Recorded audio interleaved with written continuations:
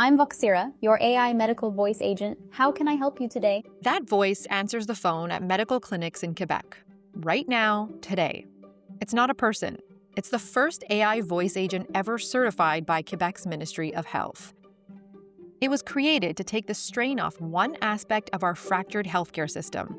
And you know the fractures. You've lived them. The ER where patients wait on stretchers in storage rooms. The phone that rings and rings. Nearly 6 million of us without a family doctor. Voxera is not the only machine moving into the cracks. AI scribes have been writing notes in Canadian exam rooms for a couple of years now. Canada's drug agency lists note-taking among the top AI technologies reshaping our care. And patients are no strangers to it either. Every single week, 230 million people around the world ask ChatGPT about their health. Dr. Google has a new colleague, and the waiting room is open 24 hours.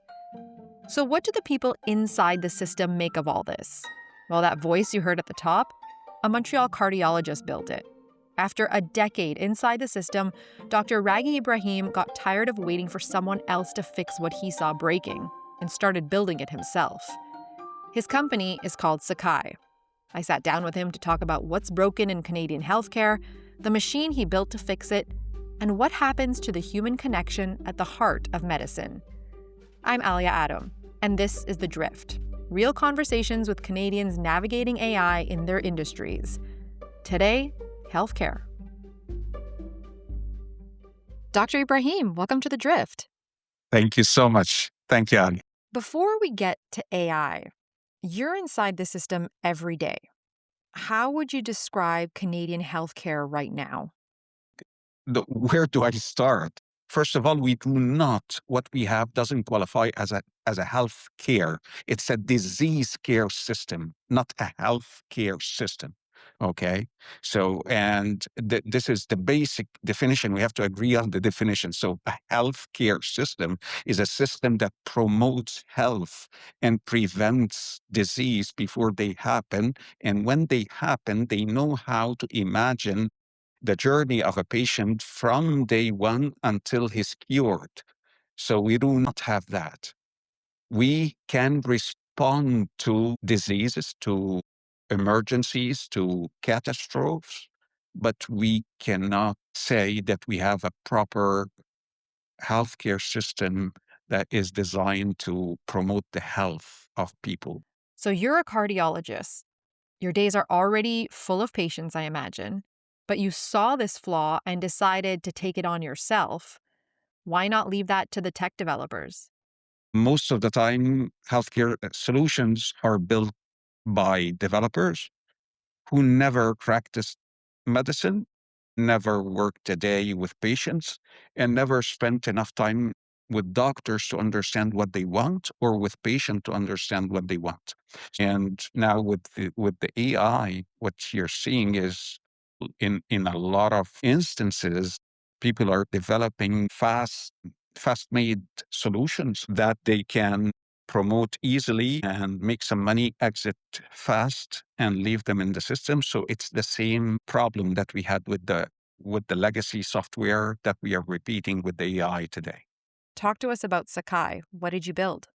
In Quebec, the average time of the wait time on the phone for a patient calling a clinic, on average, it's like 15 minutes, and it can go up to 30 minutes of waiting time on the phone just to call to say, I need to see the doctor.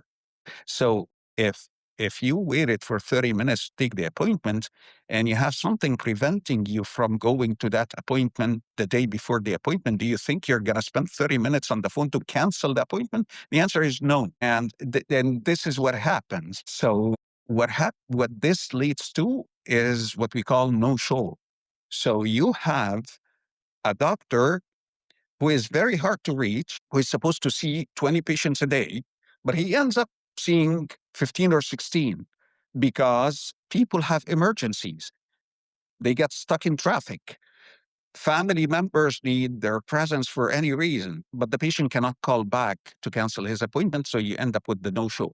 The patient has to call back again and wait 30 minutes on the line to reach a doctor. But if you have an AI agent that answers in a human voice and exchanges with the patient like we are speaking now, and takes the appointment, answers after one ring, and books the appointment right away, manages the doctor's schedule. Your clinic is full.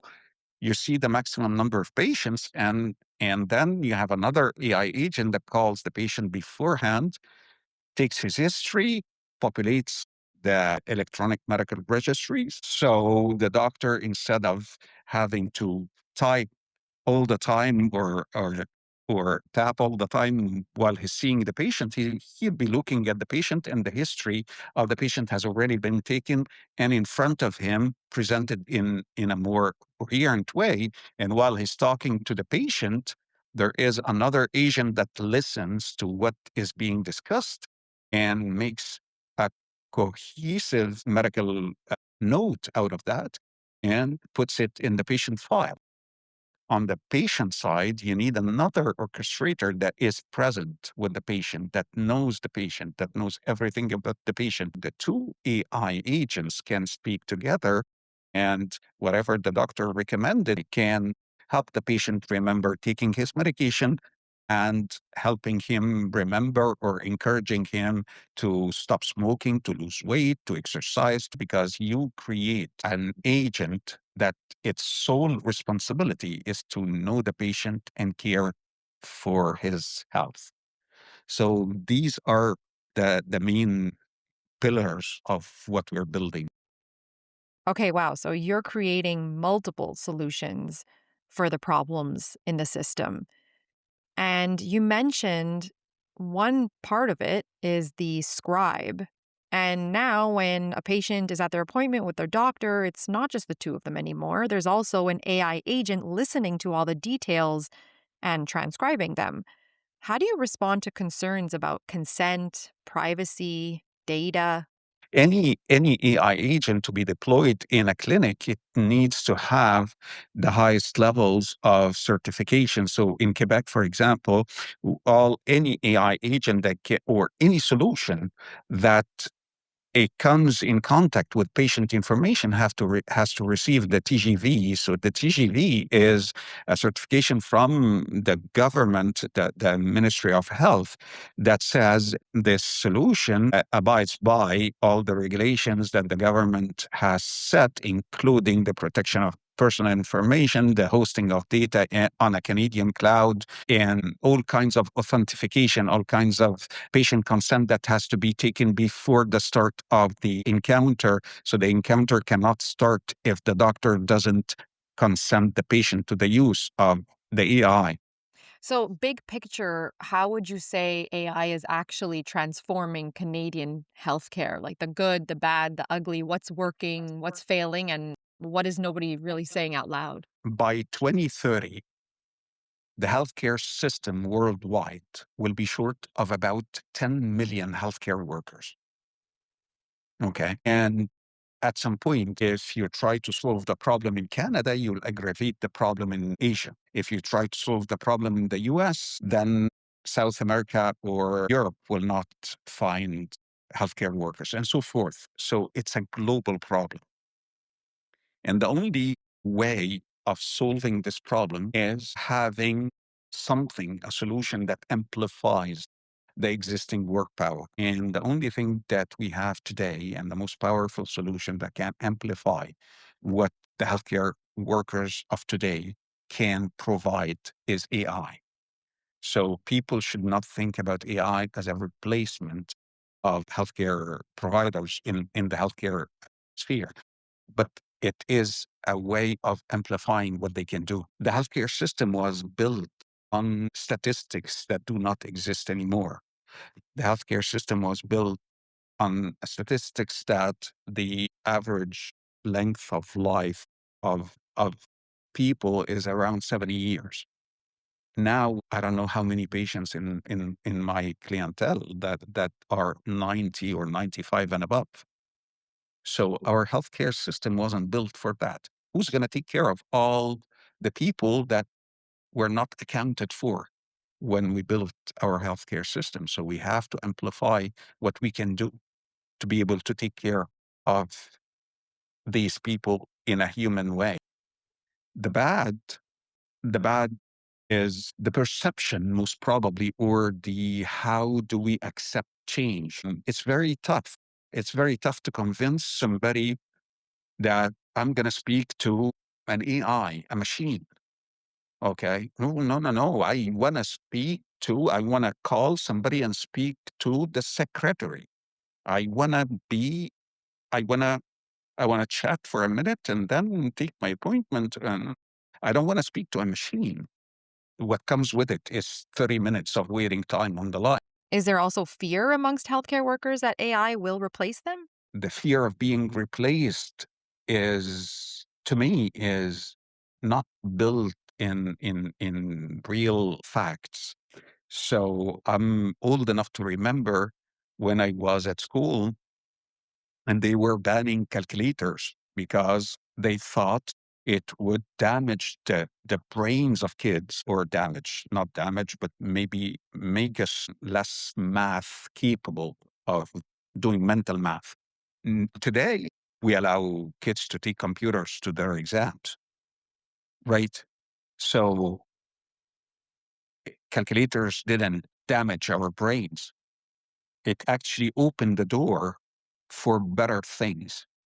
So I believe in the saying that AI will never replace human beings, but actually it's human beings who embrace AI are going to replace those who don't.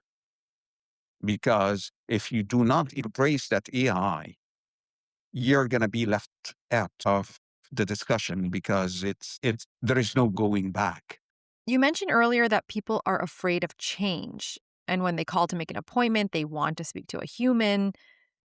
Well, there was actually a CBC poll that found that 78% of Canadians are worried that AI will make their doctor visits feel cold and impersonal. But it's always like that.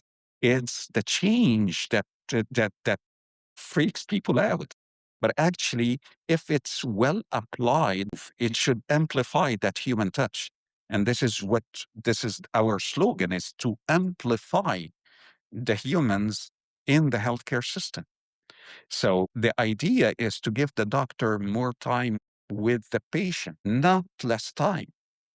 I when I see my patients and I know that I'm spending like 50% of my time just tapping on a keyboard and not looking at the patient, what kind of human connection is that?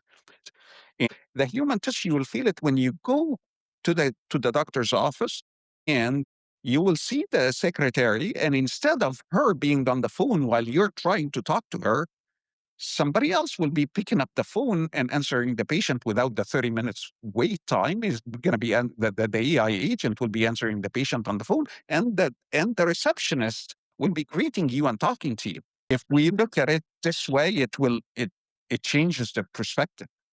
I want to talk about the extraordinary list of physician built AI tools out there right now. What you're building at Sakai, there's also Plume, which is another medical scribe tool, also based out of Montreal. And there are tools for depression care, handheld AI ultrasounds, the list goes on. What does that say about innovation in our country? We have all the ingenuity that we need in the country, and what we need is people coming together, and instead of repeating the same silo approach where everybody is building some similar solutions. Instead of doing that, how can we collaborate and how can we together build a better cohesive system? Not to scrape what exists, but how to, from what we have today, how to reimagine and redesign the whole thing so that it becomes more human, efficient, and more of of a health care system, and not just, as we were saying in the beginning, a disease care system. What does AI still not understand about healthcare and being a trained physician But today? AI, what you get out of an agent, an AI agent or an LLM, or depends on what you fed it with. So as we say, garbage in, garbage out. Okay. So if you feed the AI agent with bad information, bad data, what you're going to get out is bad. Okay. So we have paperback files. Okay. Let's scan them, have the AI OCR them, get the information out. Okay. But what was written there? Okay. And did the language change? Were we using older descriptions? Our understanding of certain diseases changed. There are medications that were contraindicated for certain diseases that we changed them to become the cornerstone of the treatment of that same disease. Okay. And it's in cardiology, it's beta blockers, beta blocker patients who had heart failure or weak hearts. At some point in time, you say, no, no, no, you cannot give them beta blockers, only to discover later on that the beta blockers are the treatment of the like cornerstone treatment of heart failure.